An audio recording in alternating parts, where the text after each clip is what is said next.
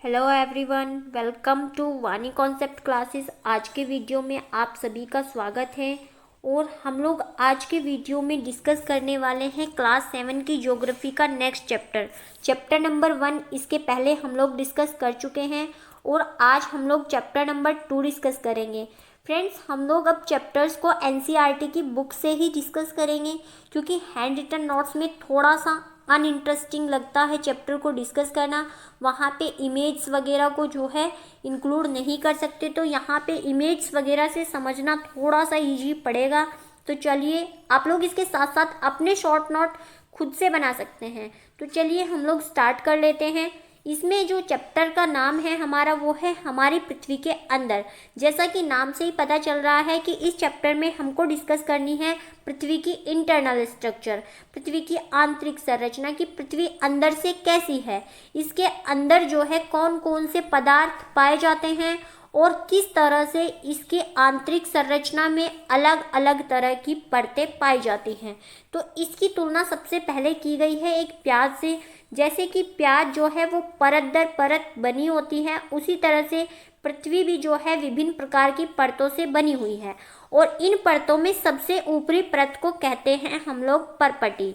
ये परपटी जो होती है, इसकी मोटाई भी जो है वो महाद्वीपीय सहिति और समुद्री सहिति यानी कि महासागरीय सहिति, यानी कि जो हमारी भूमि है और जो हमारी समुद्र की सतह है वहाँ पर अलग अलग पाई जाती है।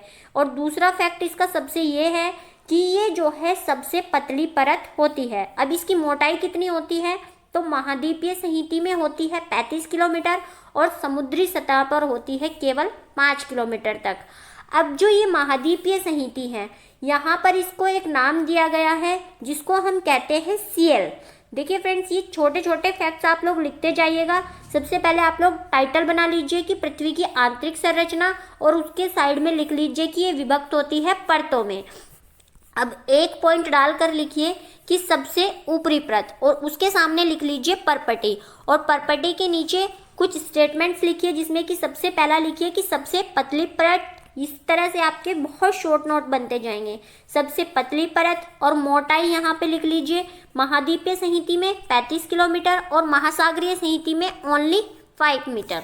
तो इसके बाद आप लिखेंगे कि जो महाद्वीपीय सहिति है, यहाँ पर इसका नाम होता है सीएल, जिसको कहा जाता है किस कारण से सीएल, क्योंकि ये सिलिका और एल्यूमिना दो पदार्थों से मुख्यतः बनी होती है। और ये क्या होते हैं, ये खनिज होते हैं।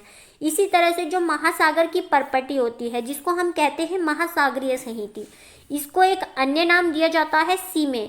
अब सीमे नाम क्यों दिया जाता है, क्योंकि ये सिलिका और मैग्नीशियम खनिज की बनी होती है। अब यहाँ पे एक इमेज दी गई है, देखिए, जिसमें कि आपको महाद्वीपीय परपटी और महासागरीय परपटी में अंतर बताया गया है। तो देखिए फ्रेंड्स, जिस तरह से ये कुछ भाग है और ये इस तरह से बना हुआ है, यहाँ पर हमारा पानी भरा हुआ है। इसके अलावा जो पृथ्वी का भाग है, यहाँ पर पहाड़, धरातल, मैदान, ये सब कुछ है। तो इसकी जो हमारी लेयर होती है ये, और ये जो पूरी है, इसको हम कहते हैं महाद्वीपीय परपटी। तो ये कहीं पर बहुत ज़्यादा मोटी और कहीं पर कुछ कम मोटी हो सकती है। और इसके अलावा जो हमारी ये लेयर है जो सागर तल के नीचे है, इसको हम कहते हैं महासागरीय परपटी। तो यहाँ पे आपको डिफरेंस समझ आ गया होगा। अब इसी तरह से ये वाली इमेज देखिए, यहाँ पर पृथ्वी की जो आंतरिक संरचना है वो बताई गई है। जो पतली सी लेयर है वो है परपटी। उसके बाद हमारी क्या आ जाती है, उसके बाद हमारा ये स्थल मंडल है जिसको हम लिथोस्फीयर कहते हैं। और इसके बाद आ जाती है हमारी मेंटल के बारे में भी फैक्ट्स दिए गए हैं। ये हमारी सेकंड जो स्ट्रक्चर है वो है। और उसके बाद आ जाती है हमारी क्रोड। तो क्रोड के बारे में भी हम लोग देखेंगे, लेकिन उससे पहले कुछ और फैक्ट्स हैं जो यहाँ पर दिए गए हैं कि विश्व की सबसे गहरी खान कहाँ पर है। ये दक्षिण अफ्रीका में है और इसकी गहराई लगभग जो है वो 4 किलोमीटर तक है। हालांकि जो है तेल की खोज में इंजीनियर 6 किलोमीटर तक की गहराई तक खोद चुके हैं और पृथ्वी के केंद्र तक पहुंचने के लिए, जबकि बिल्कुल असंभव है, यानी कि हम पृथ्वी के केंद्र तक प्रैक्टिकली नहीं पहुंच सकते हैं। बस हमने जो है वो आइडियाज़ लगाए हैं। अभी तक हम अधिकतम 6 किलोमीटर तक ही खोद पाए हैं। आपको समुद्र की सतह पर, देखिए फ्रेंड्स यहाँ पर ध्यान दीजिएगा फैक्ट, समुद्री सतह से 6 किलोमीटर की गहराई खोदनी होगी, ना कि महाद्वीपीय सतह से। यहाँ पे इस चीज को आपको याद रखना है, क्योंकि यही छोटे छोटे फैक्ट जो है सीटेट में आपको दिए जाते हैं और इन्हीं की वजह से आपके क्वेश्चंस रॉन्ग हो जाते हैं। अब हमारी सेकंड जो लेयर है वो आती है मेंटल, और मेंटल की जो मोटाई है वो लगभग 2900 किलोमीटर की गहराई तक होती है। इसके बाद जो है हमारी आ जाती है क्रोड़, और क्रोड़ की गहराई जो है वो होती है 3500 किलोमीटर। यानी कि टोटल मिलाकर अगर हम त्रिज्या की बात करें पृथ्वी की, तो ये हो जाती है 6371, 6371 इतने किलोमीटर हमारी इसकी जो त्रिज्या है वो हो जाती है। और इसको जो हमारी क्रोड़ होती है, इसको हम एक दूसरा नाम भी देते हैं जो इसके खनिज के नाम पर दिया जाता है, निफे। ये किसकी बनी होती है? निकिल और फेरस की। और इसको हम निकिल और लोहे की बनी होने के कारण ही निफे कहते हैं।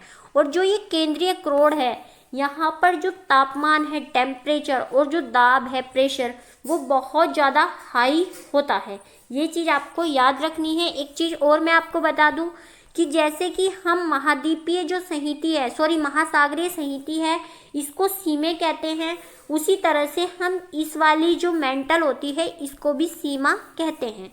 इसको सीमा और इसको सीमे, तो ये भी याद रखना है।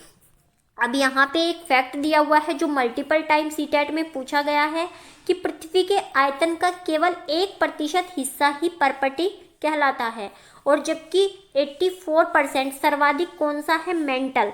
तो मेंटल जो लेयर है ये 84% है, और क्रोड़ जो है वो 15% है। तो आप जोड़ के देख लीजिए, टोटल 100% होता है।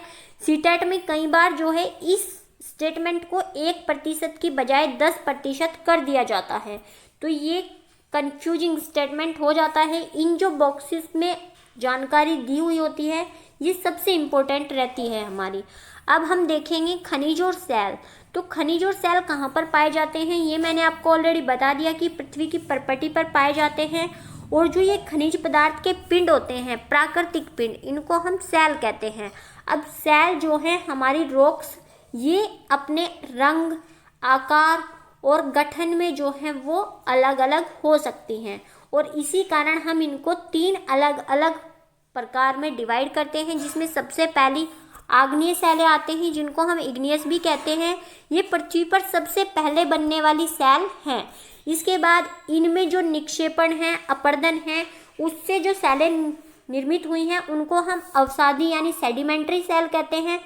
और फिर इन सेलों में, इन दोनों में, आग्नेय और सेडिमेंट्री सेल में जो परिवर्तन हुए हैं उनसे होती है कायांतरित सेलों का निर्माण, जिनको हम मेटामॉर्फिक सेल कहते हैं। तो आग्नेय सेलें यानी इग्नियस सेलें, इसके बाद सेडिमेंट्री और उसके बाद मेटामॉर्फिक सेलें। इनकी कुछ जो उत्पत्ति वाले शब्द हैं जिनको हम टर्मिनोलॉजी कहते हैं वो दिए हुए हैं। तो इग्नियस की उत्पत्ति हुई लैटिन भाषा के इग्निस शब्द से, जिसका अर्थ होता है अग्नि, ये आपको जरूर से याद रखना है। और सेडिमेंट्री की उत्पत्ति हुई है सेडिमेंटम से, इसका अर्थ है स्थिर। इसके अलावा मेटामॉर्फिक जो है ये ग्रीक शब्द से बना है, जिसको मेटामॉर्फोस कहते हैं, जिसका अर्थ होता है रूप परिवर्तन, यानी कि अपने रूप को बदल देना। अब यहाँ पे एक टर्म और आपको देखने को मिलेगी, जीवाश्म। तो जीवाश्म क्या होते हैं? जीवाश्म जो सेल होते हैं, इनकी परतों में दबे हुए मर्त पौधे और जंतुओं के अवशेष होते हैं, इन्हीं को हम जीवाश्म कहते हैं, और इन्हीं से हमारा पेट्रोलियम बनता है। ये सारी चीज़ें आपको अपकमिंग वीडियोस में पता चल जाएगी। तो पृथ्वी के अंदर जो हमारा द्रवित मैग्मा या लावा है, इसके बारे में हम ऑलरेडी क्लास 6 में पढ़ चुके हैं। तो जो ये पृथ्वी के अंदर मैग्मा है, जो बाहर आने के बाद लावा कहलाता है, इससे जो बनी हुई सेलें हैं इनको हम आग्नेय सेल कहते हैं। इनको एक अन्य नाम प्राथमिक सेल के नाम से भी जाना जाता है, और ये 2 प्रकार की होती हैं, अंतर्भेदी और बहिर्भेदी। अब अंतर्भेदी और बहिर्भेदी से क्या मतलब है? अंतर्भेदी सेल का मतलब है जो पृथ्वी के अंदर ही, पृथ्वी की आंतरिक सतह पर ही वो बन जाती हैं, उनको कहते हैं हम अंतर्भेदी। और जो पृथ्वी के बाहर मैग्मा आ जाता है, बाहर आने के बाद हम इसको क्या कहते हैं, लावा। और जब ये लावा पृथ्वी की सतह पर आता है और तेजी से ठंडा होकर ठोस बन जाता है, तो परपटी पर इस प्रकार की बनी हुई सेल क्या कहलाती हैं, आग्नेय सेल कहलाती हैं। कौन सी आग्नेय सेल, बहिर्भेदी। और इसका उदाहरण है बेसाल्ट की चट्टानें। हमारा जो दक्कन का पठार है वो बेसाल्ट चट्टानों से ही बना हुआ है। और द्रवित मैग्मा कभी कभी पृथ्वी के अंदर गहराई में ही ठंडा हो जाता है, ये मैंने आपको बता दिया। और इनको कहते हैं हम अंतर्भेदी सेल। और ये क्या होता है, अंतर्भेदी सेल का एक विशेषता है कि ये धीरे धीरे ठंडा होने से बनता है। और जो बहिर्भेदी है वो कैसे ठंडा होता है, वो तेजी से ठंडा होता है। तो ये एक अंतर भी आपको याद रखना है। इसका उदाहरण है ग्रेनाइट। और लेई मसाले दानों का चूर्ण बनाने के लिए जिन अपघर्षण पत्थरों का, जिसको हम कहते हैं सिल, आप लोगों ने देखा होगा सिलबट्टा जो गांव में यूज किया जाता है वो भी ग्रेनाइट का ही बना होता है। और वो कैसा, वो अंतर्भेदी सेल का ही उदाहरण है। अब ये सेल हमेशा एक जैसी तो नहीं रही होंगी, जिनको हम इग्नियस सेल कहते हैं। ये सेलें कुछ प्राकृतिक घटकों के कारण जो है वो लुढ़क कर, चटक कर, एक दूसरे में टकरा कर, हवा के कारण जो है वो टूट जाती हैं। और जो इनके टूटे हुए कण हैं इनको हम अवसाद कहते हैं। और जब यही अवसाद हवा, पानी के कारण एक स्थान से दूसरे स्थान पर पहुंच जाते हैं, किसी दूसरे स्थान पर जो है वो कलेक्ट कर दिए जाते हैं, जमा कर दिए जाते हैं। और फिर यही जो है वो एक दूसरे के ऊपर परत दर परत अवसाद के रूप में दबकर कठोर होते गए। इन्हीं से जो सेल निर्मित हुई उनको हम अवसादी सेल कहते हैं। उदाहरण के लिए बलुआ पत्थर जो है रेत के दानों से बनता है। यानी कि जो रेत है वो परत दर परत जब किसी स्थान पर इकट्ठी होती जाती है, उससे बलुआ पत्थर का निर्माण होता है। अब इनमें एक चीज पाई जाती है जिसको हम कहते हैं जीवाश्म। और जीवाश्म जो है वो आग्नेय सेलों में नहीं पाए जाते, लेकिन अवसादी सेलों में पाए जाते हैं। और ये जीवाश्म किससे बनते हैं ये मैं आपको ऑलरेडी बता चुकी हूँ। पौधों, जानवरों या अन्य सूक्ष्म जीवाणुओं से ये बनते हैं।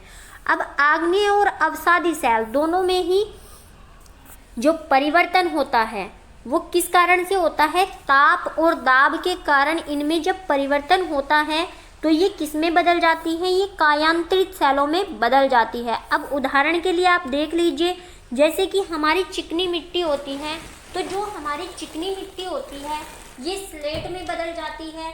उसी तरह से एक और उदाहरण दिया हुआ है चूना पत्थर। चूना पत्थर जो है वो टाइम के साथ साथ किसमें, संगमरमर में बदल जाता है। अब संगमरमर की बनी हुई बहुत सारी इमारतें आप जानते होंगे, जिसमें मोस्ट फेमस एग्जाम्पल है आपके आगरा का ताजमहल। अब यहाँ पे सेलों की उपयोगिता दी हुई है कि सेल हमारे लिए क्यों उपयोगी है। तो सेल जो है, कठोर सेलों का उपयोग सड़क, घर और इमारत बनाने में किया जाता है।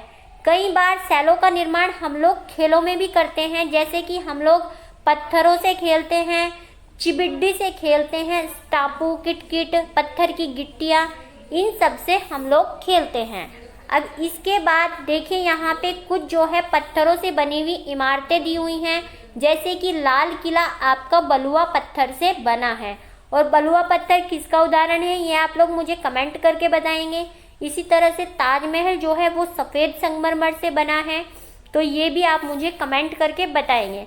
अब यहाँ पर आपको सेल चक्र के बारे में बताया हुआ है, जो कि आपको अभी तक समझ आ गया होगा जिस तरह से प्रोसेस में मैंने आपको बताया है। तो सबसे पहले क्या होता है, पृथ्वी के अंदर मैग्मा होता है, लावा, जो कि दो तरह से जम जाता है, कुछ पृथ्वी के अंदर और कुछ पृथ्वी की बाहरी सतह पर। उससे क्या होता है, उससे आग्नेय सेलों का निर्माण होता है। फिर आग्नेय सेलों में क्या होता है कि इनमें जो है ताप दाब के कारण अवसाद बनते हैं, और यही अवसाद फिर अवसादी सेलों का निर्माण करते हैं। और फिर जब इन अवसादी सेलों में और इन आग्नेय सेलों में, इन दोनों में चेंजेज होते हैं तो कायांतरित सेल बनती हैं। और फिर यही कायांतरित सेल बाद में पृथ्वी के आंतरिक भाग में ताप और दाब के कारण पुनः मैग्मे में बदल जाती है। कई बार अवसादी सेल भी मैग्मे में बदल जाती है पृथ्वी के अंदर चले जाने से, और कई बार आग्नेय सेल भी खुद मैग्मा में बदल जाती है। तो ये एक तरह से जो चक्र बनता है इसको हम क्या कहते हैं, इसको हम सेल चक्र कहते हैं। यहाँ पे यही वाली प्रोसेस दी हुई है, आप लोग इसको पढ़ लीजिएगा। ये वाली PDF मैं आपको टेलीग्राम चैनल में अवेलेबल करवा दूंगी। तो फ्रेंड्स, इसके बाद यहाँ पे सेलों के बारे में कुछ और स्टेटमेंट्स दिए हुए हैं कि सेल विभिन्न खनिजों से बनी होती हैं और खनिज प्राकृतिक रूप से पाए जाने वाले पदार्थ हैं। ये ध्यान रखना है, क्योंकि यहाँ से क्वेश्चन बना था कि निम्नलिखित में से कौन सा कथन खनिज के बारे में सही नहीं है। तो खनिज जो है वो प्राकृतिक रूप से पाए जाने वाले पदार्थ हैं जिनका निश्चित भौतिक गुणधर्म और निश्चित रासायनिक मिश्रण होता है। खनिज मानव जाति के लिए बहुत महत्वपूर्ण है। कुछ का उपयोग ईंधन की तरह होता है। कौन कौन से खनिज है जिनका ईंधन की तरह उपयोग होता है? जैसे कोयला, प्राकृतिक गैस और पेट्रोलियम। इनका उपयोग उद्योगों, औषधि और उर्वरक में भी होता है। और कुछ लोहा, एल्युमिनियम और सोना और यूरेनियम, इस तरह के खनिज भी जो है पृथ्वी की परपटी पर पाए जाते हैं। और पृथ्वी की परपटी पर किन में पाए जाते हैं? ये पाए जाते हैं सेलों में। सेल हमारी 3 प्रकार की होती है और ये किस तरह से बनती है वो भी आपको याद रखना है। मोस्ट इम्पोर्टेंट फैक्ट जो आपको याद रखना है वो याद रखना है अंतर्भेदी और बहिर्भेदी सेल के निर्माण से संबंधित। बहिर्भेदी सेल का निर्माण तेजी से ठंडा हुआ मैग्मा है और अंतर्भेदी जो सेल का निर्माण है वो धीरे धीरे ठंडा मैग्मा होता है तब बनता है। तो ये कुछ इंपॉर्टेंट फैक्ट और जो ये ब्लू बॉक्सेस दिए हुए हैं इनकी जानकारी को आप एक शॉर्ट नोट में जरूर लिख लिया कीजिए, क्योंकि यहाँ से सबसे ज़्यादा क्वेश्चंस जो है सीटेट में बनते हैं। आप लोग इसके बाद सीटेट का प्रीवियस ईयर उठाइए और इस चैप्टर से रिलेटेड अपने सब्जेक्ट कंसर्न में कम से कम 10 क्वेश्चंस को जरूर ढूंढिएगा। इससे आपका ये चैप्टर जो है वो कम्प्लीटली तैयार हो जाएगा। अब हम यहाँ पे कुछ क्वेश्चन दिए हुए हैं, इनको भी देख लेते हैं कि द्रवित मैग्मा से बने सेल कौन से होते हैं। तो द्रवित मैग्मा से जो सेल बनते हैं वो आग्नेय होते हैं। पृथ्वी की सबसे भीतरी परत, तो मैंने आपको बताया हुआ है, सबसे पहले आती है आपकी परपटी, उसके बाद क्या आती है मेंटल, उसके बाद क्या आती है क्रोड। तो सबसे आंतरिक क्रोड। सोना, पेट्रोलियम और कोयला किसके उदाहरण हैं? ये किसके उदाहरण हैं? ये खनिज के उदाहरण हैं। और खनिज कहाँ पाए जाते हैं? ये परपटी और सेलों में पाए जाते हैं। सेल जिसमें जीवाश्म होते हैं, तो जीवाश्म कौन सी सेल में होते हैं? ये होते हैं हमारे अवसादी सेल। हालांकि कायांतरित सेलों में भी जीवाश्म हो सकते हैं, लेकिन मुख्य रूप से अवसादी सेलों में होते हैं। अब पृथ्वी की सबसे पतली परत ये होती है भूपर्पटी, और कितनी मोटाई होती है? महाद्वीप पर 35 किलोमीटर और महासागर में 5 किलोमीटर। और इसके नाम क्या क्या हैं? तो वो क्या है? Cl और सीमे, ये भी याद रखना है। अब यहाँ पे मैच द फॉलोइंग दिया हुआ है, तो क्रोड क्या है? ये पृथ्वी की सतह है। इसके बाद खनिज जो है वो किससे होते हैं? इनका निर्माण किसके लिए किया जाता है? इसका निर्माण किया जाता है, सॉरी फ्रेंड्स, देखिए यहाँ पे ये बड़ा सा दिया हुआ है, इसको हम छोटा कर लेते हैं। मैं भी सोच रही हूँ कि ये ऐसे अलग अलग क्यों है। तो सबसे पहले आपको दिया हुआ है क्रोड। तो क्रोड क्या है? क्रोड जो है पृथ्वी की सबसे भीतरी परत है और ये है हमारा 5 नंबर। तो इसके सामने मैं लिख देती हूँ फर्स्ट वन। इसके बाद हमारा आता है खनिज। तो यहाँ पे हम खनिज को देख लेते हैं। खनिज क्या है? खनिज जो है वो सड़क और इमारत बनाने के लिए इस्तेमाल होता है? बिल्कुल नहीं। ये क्या है? ये निश्चित रासायनिक मिश्रण वाला होता है, ये खनिज है। इसके बाद सेल। सेल क्या है? सेल जो है वो पृथ्वी की सतह, नहीं फ्रेंड्स ये भी नहीं कह सकते हम, चलिए सेल को भी हम छोड़ देते हैं। इसके बाद हम देखते हैं चिकनी मिट्टी। चिकनी मिट्टी हमारा स्लेट में बदल जाता है। Cl जो है वो सिलिका और एल्युमिनियम से बनती है। अब सेल हमारा आ जाता है। तो सेल क्या होती हैं? सेल के परिवर्तित होने की प्रक्रिया जो है वो सेल चक्र कहलाती है। इसके बाद सबसे पृथ्वी की भीतरी परत क्रोड होती है। इसके बाद खनिज जो है वो क्या है? ये भी नहीं, लेकिन सेल जो है हमारे सेलों के परिवर्तित होने की प्रक्रिया, यहाँ पे सेल चक्र होना चाहिए था, तब हो सकता है। या फिर सेल जो है हमारी पृथ्वी की सतह पर पाए जाते हैं, तो यहाँ पे ऑप्शन नंबर ए हमारा हो सकता है। तो इस तरह से सेल के बारे में बहुत सारी चीज़ें यहाँ पे दी हुई हैं। अब हमारा ये चैप्टर कंप्लीट होता है। इसके बाद हम नेक्स्ट वीडियो में नेक्स्ट चैप्टर डिस्कस करेंगे। आई होप आपकी अंडरस्टैंडिंग इस चैप्टर की बेहतर हुई होगी, बिकॉज यहाँ पे पिक्चर्स और जो डायग्राम्स दिए हुए हैं उनसे अच्छा समझ आता है। और ये ब्लू बॉक्सेस, इनको आपको ज़रूर से नोट करना है। मिलते हैं नेक्स्ट वीडियो में। इसके बाद हम नेक्स्ट चैप्टर को अपना डिस्कस करेंगे। Thanks for watching the video.